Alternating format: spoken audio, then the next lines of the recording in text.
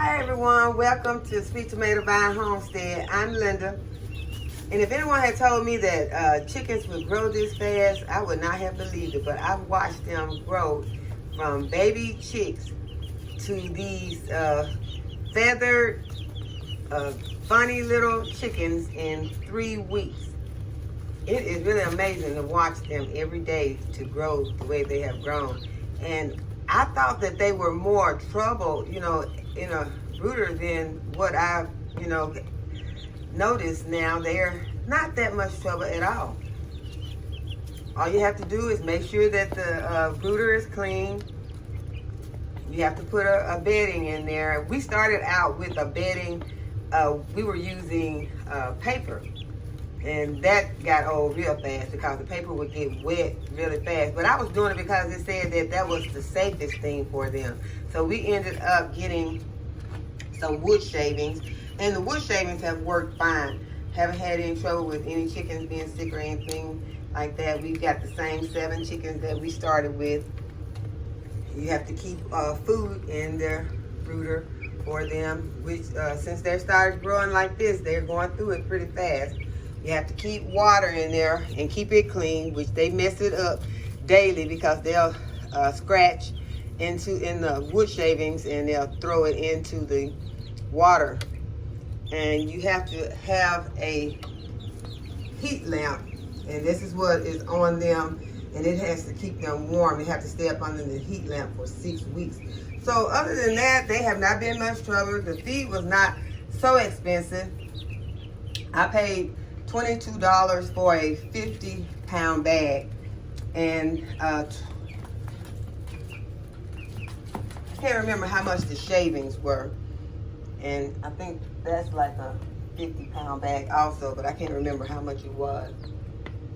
But they haven't been that much trouble. Now is trying to find a house for them. I've been looking around for chicken coops, and I want one that has a pretty large run so that I'll be able to get some more chickens, because chickens need space in order for them to be comfortable and not be stressed. And these are all hens, and I want them to be layers. So you want to not have your birds stressed out. You want to have them a space that has plenty of room for them to run and forage and dig worms and just have a good life. So that's our update on our chickens for today. Next update we have is on our herb seedlings that we started approximately 2 weeks ago. And it's growing really good. We've got our cilantro right here that has started to pop up.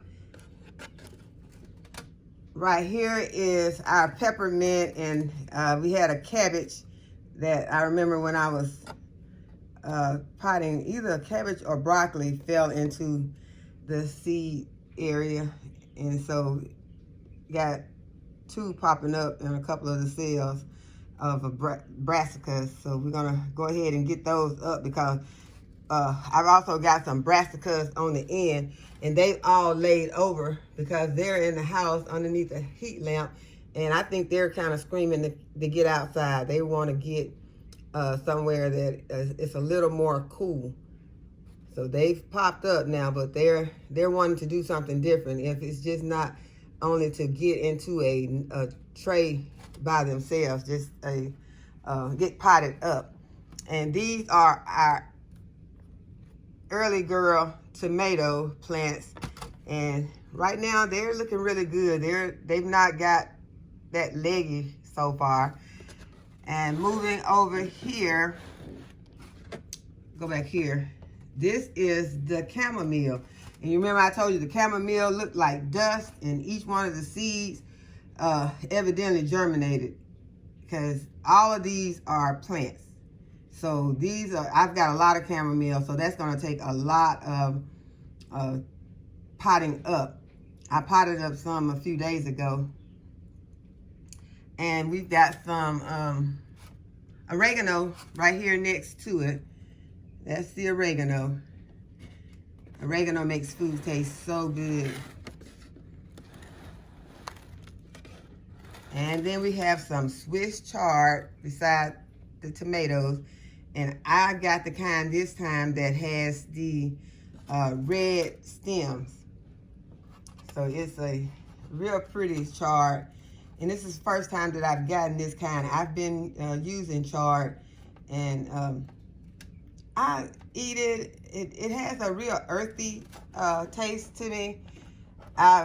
It's not one of my favorites, but I eat it. And I decided to go ahead and try this one this time because I've seen it and it's really pretty in the garden. So I like to try different vegetables. And next to that is the Abe Lincoln tomato.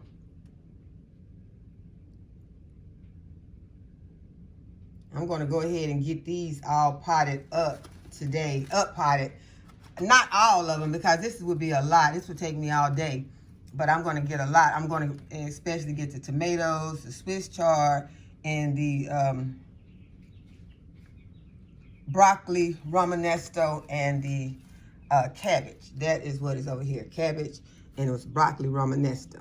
So I want to get those up. Our rosemary really is not. I see there's one. I see a few. That's that small one. That's rosemary. So it's going a little slow on its germination. And back here, we have our dill. And it's up. It's just leaning over some. So that's our dill. Dill is good. You can add it to a lot of your canning when you're canning like pickles and stuff like that. You can add it to dips.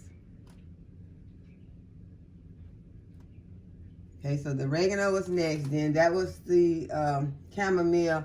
And on the end, we've got the pepper that I had forgot to plant. And I cannot pronounce that name good. When I first looked at it, it always looked like I don't even want to try it because it is very hard to pronounce. But it's supposed to be a large pepper, and that's why I planted it, because I like peppers. And if I can get some big ones that I can go ahead and can I chop them up and put them in my freezer, because I do not like to run out of peppers. I don't know, peppers and onions are two things that I do not like to run out of. When I'm cooking, I love to put bell peppers and onions in my food, and when I run out of those two, I'm upset. So I also wanted to give you all an update on these vines that we planted. We're getting our sweet potatoes ready. And I always talk about that little one onion that's making an appearance in there. That's one onion. And we're just going to let it grow until I decide to pluck it out and put it in the yard, or put it in one of these trays by itself. I don't want it to disturb my sweet potato, but I don't think it will at this point. But the sweet potato vines are growing really good, and it just makes you think about when you were purchasing. At least it makes me think when I was purchasing these vines to these slips. These are sweet potato slips. This is where you get your slips from. And I was purchasing these offline, and they were not cheap. And so now I know you do not have to purchase sweet potato slips. You make your own. You can do like I did right here, where I put them into I put the sweet potato in some soil, and I'm keeping it moist, not wet. And it is putting off some nice vines. These vines are long, y'all. They are long. And I'm going to take them, and I'm going to put some of them in some soil. And the way that you get them off, I'm going to go ahead and show you how you get them off. You just take them, and you just pull it off like that. And then you can pop it either in some soil, or as I'm going to do this first one right here, I'm just going to stick it into a jar of water. And you can pull the leaves off that are going to be underneath the water. I'll do that, but right now I'm holding my phone with one hand. And you can also pop them off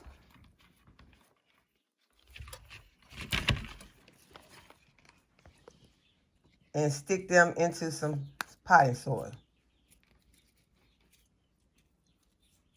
And I'm going to stick them.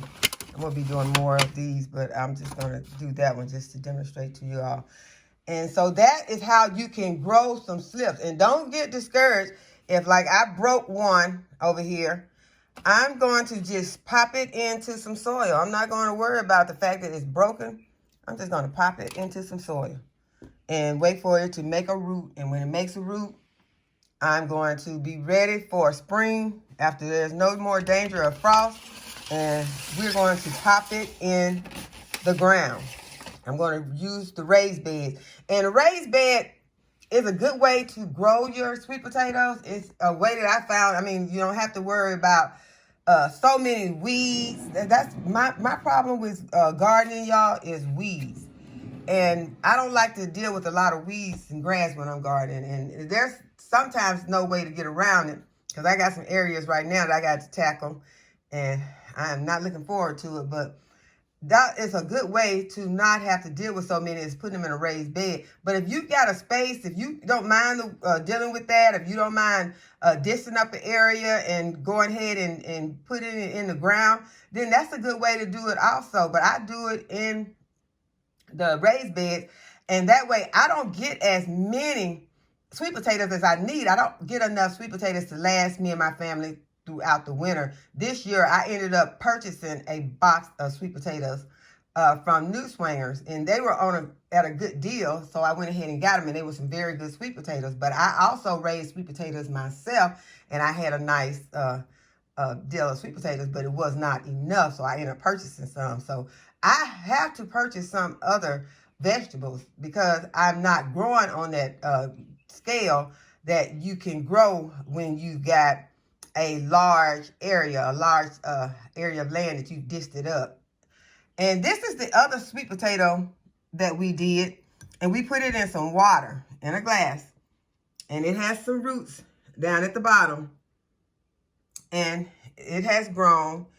And we're going to also take this one. And we're going to take these off. And we're going to pop these in some water. And we're going to also pop some into some soil. So this is how we're going to get our slips for this year. We are not purchasing slips this year. And I also want to give you all an update on the turmeric that we planted, and it has grown significantly since we potted it. It was a little piece that, you remember, I found it in the pantry. It was in a jar. I had been using it in my juicing, and they had all sprouted. So we planted those turmeric, and now they're growing. All of them have started to grow like this. And as I talked about earlier, I have some that are in the greenhouse that I'm going to go ahead and I'm going to harvest those and bring them in to replace the ones that, you know, we ended up planting. So that's where you can keep your turmeric and your